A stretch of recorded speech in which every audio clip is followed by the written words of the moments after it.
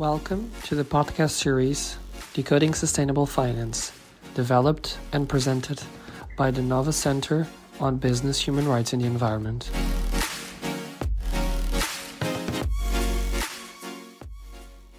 Welcome to the Decoding Sustainable Finance podcast series, a podcast series developed by the Nova Center on Business, Human Rights and the Environment, Nova BHRE. My name is Djabula. I am a research associate at Nova BHRE, and with my colleague, João Botelho, a research assistant also at the center, will be conducting the interview for this episode. Today's episode will focus on climate transition and physical risk.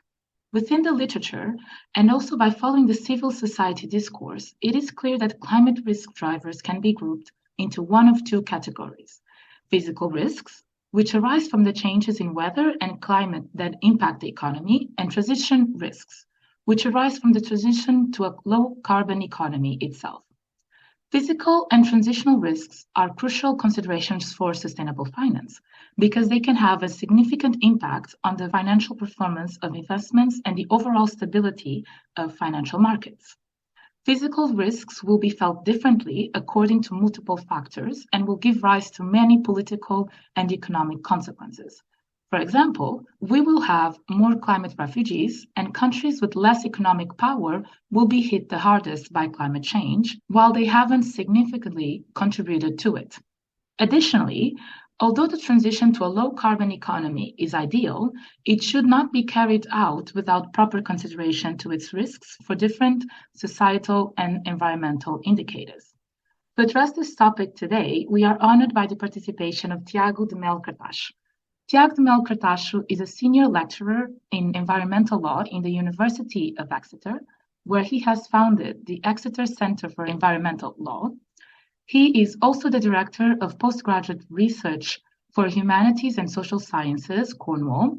Previously, he was an invited professor in environmental law and administrative law at Nova School of Law, Lisbon, where he was awarded a European PhD in law. Tiago has also founded and coordinated Nova Law Green Lab and was a postdoctoral researcher in the University of Surrey School of Law, working in transcontinental projects on governance and regulation of single-use plastics. He has also worked as an attorney for law firms in Lisbon and advised local and national governments in the field of environmental law and planning. In the Portuguese national government, he has also worked in the implementation of the Economic and Financial Assistance Program between 2011 and 2014 in the areas of environment and the economy, and under the Portuguese presidency of the Council of the European Union, Tiago has chaired the PPIEI Basel. Tiago, many thanks for accepting our invitation. So, our first question for you is, what are the most preeminent physical and climate transitional risks, and what may arise in the future if we don't change course? Well, first of all, thank you so much for inviting me. Yeah, this first question is, it includes like one part that is more, it's easier to answer. And the second one, which is more almost like a $1 million question. But I would say that as the most prominent physical and climate transition risks, I would say that clearly we have been following them at the moment. We have seen destruction in lots of places in the world. We have been seeing disasters, an increasing number of disasters, such as more hurricanes, more other climate problems all over the world. And these things also affect, as Dussu was saying, possible migrations. So people and social groups that need to move from the place where they live, and that will have effects in their own lives, but it will also have effects in the lives of other people. And that will have effects in nature as well, because you'll have more people living in one place, less people living in another place.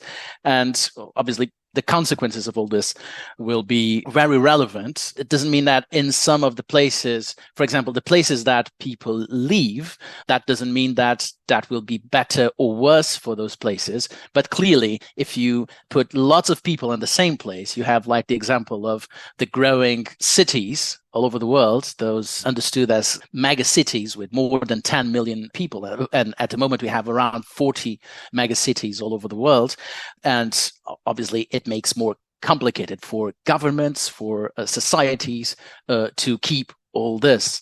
As I was saying, we have hurricanes, we have the sea level rise, we have the examples of countries such as Tuvalu or Vanuatu. So when last year for COP26, we had the example of the minister from Tuvalu giving a speech with his feet on the water, demonstrating that in some years that country can disappear. And not only Tuvalu, but all other countries such as Vanuatu or other Pacific islands. So we have these examples of countries that may disappear, of people that may have to move, and they are moving at the moment from their home places to others. But this can also create even, I don't know if they could be even worse than this, because it's difficult to be, but cases of wars, armed conflicts between different peoples and different nations. So I would say that these could be, are, and could be the most prominent issues, but it seems that I'm only analyzing the human perspective, right? Because I'm talking of people, I'm talking of nations, countries, all that. This will certainly increase the disappearance of certain species, natural species. Well, it has been happening since the human beings are here. It happened before the human beings as well, as you know. Well, we still don't know exactly what happened to dinosaurs, but it will certainly happen to us, and it will happen to other species. So if we don't change our behavior, if we don't change as human beings the way we are dealing with the planet, clearly we will be seeing more cases such as these ones much more often, right? So I would say that for this first question, this would be maybe a bit longer than expected, but these are some of the issues I believe are really relevant to mention here. Thank you. Thank you very much. It was a really intense, but it was a good answer. I think my second question is a follow-up from the first one. So now we know the risks and we know what are the concerns, but what is the government's role in lowering these risks that we just spoke about? Well, we have been seeing some examples as well of what governments, or at least some governments, have been doing. I would say that what they did from the beginning was to put people together, scientists together, discussing this around the 80s, so the 1980s from last century. And then scientists recommended solutions. But obviously, what governments have been doing until now, it doesn't seem to be enough. So governments can legislate, they can regulate, they can enact policies, but at the same time, they can put people together, put stakeholders together, bring, for example, the biggest companies in the world, the biggest corporations, and try to make them be part of this transition, which obviously we know that some of the companies, and there's a growing number of big corporations all over the world that are taking steps towards this movement. But clearly, I would say that this is a huge responsibility for governments. Governments have to have the responsibility because they represent their citizens and they represent their electors, their voters, and they clearly have to work more on, not, as I say, not only on legislating or regulating or enacting policies, but trying to put people together to find solutions. And something that sometimes is forgotten, which is supporting more research. We can only take decisions and enact more policies or legislate if we have the results and the data about what's happening to the planet. So research is clearly essential. And if governments stop giving money to universities, to R&D entities, that will make their work more complicated. But, well, we have these cases of the European Green Deal, which is an excellent example of, and a good reference to the whole world, obviously, but it's not only happening in the EU, it's happening all over the world. The governments contribute and have contributed to drafting the United Nations Framework Convention on Climate Change from 1992. And then the example of the Kyoto Protocol or the Paris Agreement. Governments have an important role because at the end, they represent the classical actors and subjects of international law. The problem here is that there are other actors that aren't only governments, and as I mentioned, huge corporations that some of them, well, are clearly easy to guess who they are. But the thing is that some of them have much more power than states. And that's why they must be involved in the process. Thank you. Thank you very much for this answer. At Nova BGRE, we like challenging questions. So here's another good one. So in your perspective, what are the specific characteristics and challenges for implementing legal frameworks concerning climate transition? Well, this is something I've been trying to work on with some colleagues in different places, but I would say that law still is very maladaptive. And when we think of climate change and when we think of how the nature and at the same time how social systems, ecosystems, technologies change, well, usually they would change even if we didn't have climate change. But with climate change and with phenomena of climate change, obviously these changes happen much faster than before. And that means that law always had this issue, this problem to accompany, to follow a reality at, I would say, real time. Because it's impossible, because law is made by human beings.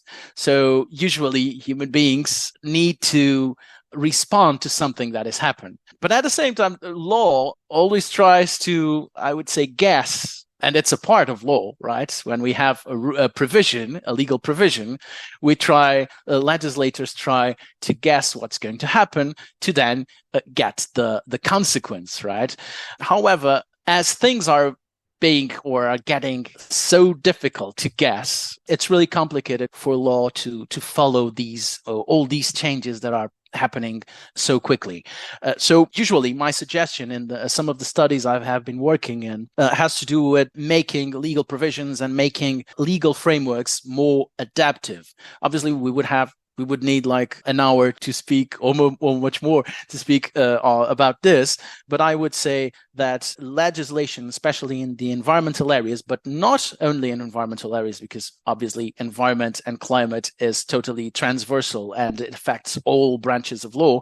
But environmental law and climate law need to be more flexible, even if within the limits, the boundaries of legal security or legal certainty.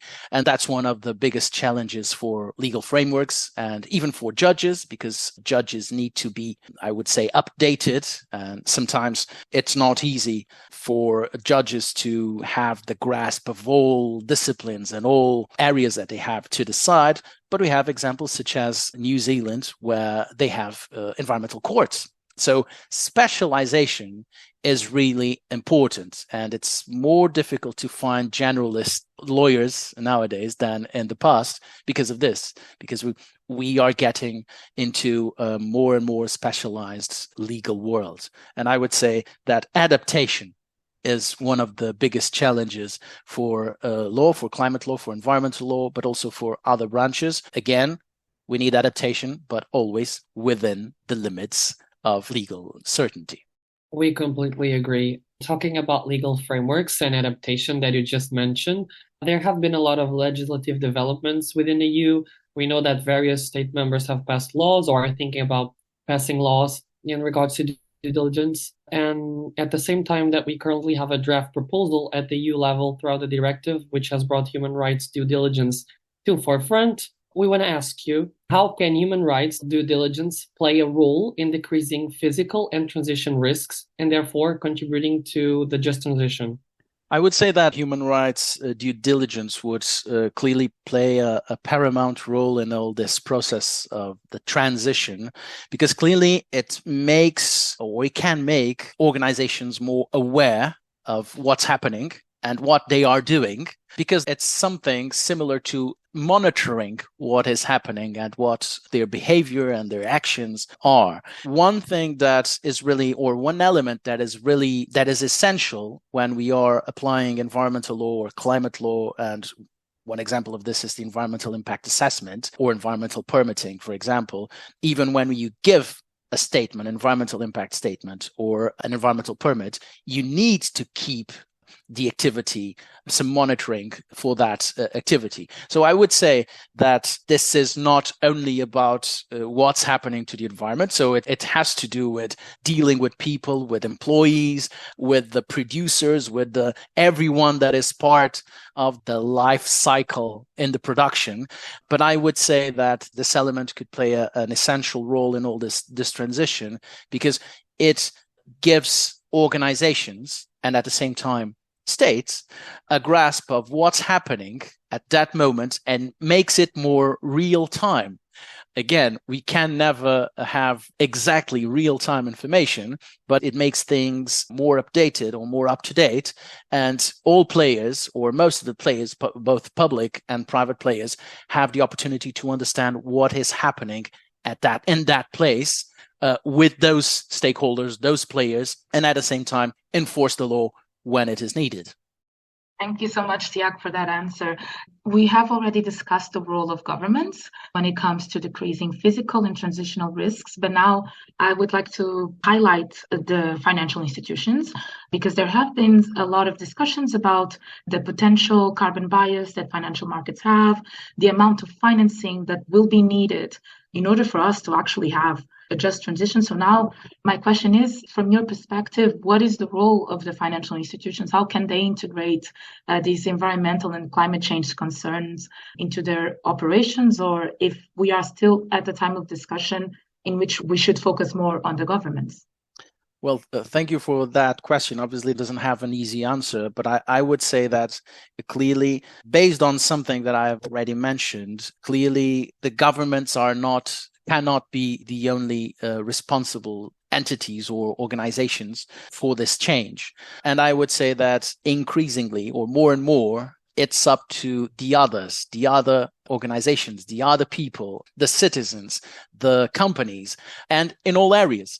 And in financial areas, clearly, this is really something that is becoming really essential, because I think that most of the people still believe that the environment and climate, it's something that should be dealt by some people and some organizations, some companies, some governments.